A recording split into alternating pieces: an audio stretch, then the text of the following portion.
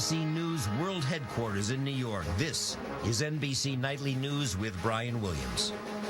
Good evening. Republican or Democrat, when you're president of the United States, there's never really a perfect time to go on vacation. And Republican or Democrat, in the modern era, the presidency goes on vacation right along with you. Right now, a lot of Republicans are feasting on the Democratic president, who just tonight arrived on vacation in Martha's Vineyard, Massachusetts. The timing isn't good. Here's what the markets did today. The Dow down over 400 points. And now look at these pictures from today at a job fair in Atlanta. It's a powerful visual. This has become the summer of our discontent between unemployment and the loss of the nation's credit rating. While the president is promising the work begins anew when he gets back in town and Congress comes off their summer break, it's not enough for those in the vice of a bad economy. NBC's Kristen Welker, traveling with the president, has also just arrived in Martha's Vineyard. Kristen, good evening.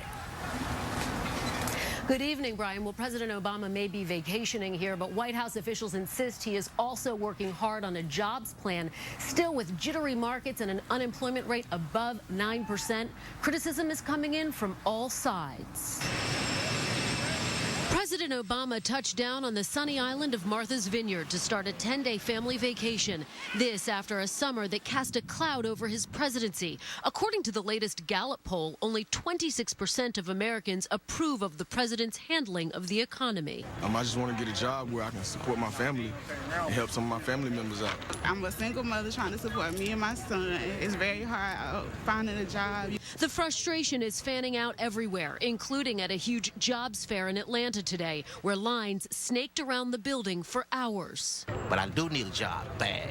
The event, sponsored by the Congressional Black Caucus, drew thousands. The African-American community has been hit hard by this recession, with a jobless rate hovering around 16%. While the president is on vacation, he's still working. What the people want to see is they want to see the fight.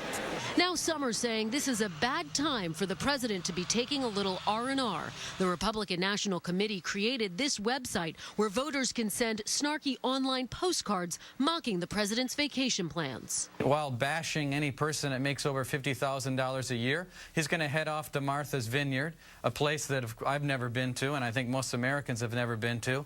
Administration officials are pushing back. There's no such thing as a presidential vacation. The presidency travels with you.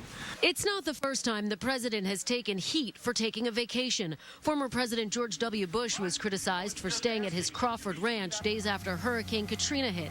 In 1995, President Clinton took a poll about where he should vacation and decided to go to Jackson Hole, Wyoming, instead of his usual spot, Martha's Vineyard. Proof appearances are important, especially right now. There's going to be some images of him on the golf course and him at the beach, but I think the problem the White House has is try to be sort of candid about what he's doing, but not lead people to believe that he's sort of goofing off when the country is suffering. Now, just tonight, White House officials added that the president is a husband and a father, and they don't expect the American people to begrudge him some time with his family. Brian. Kristen Welker covering the president on Martha's Vineyard. Kristen, thanks. And now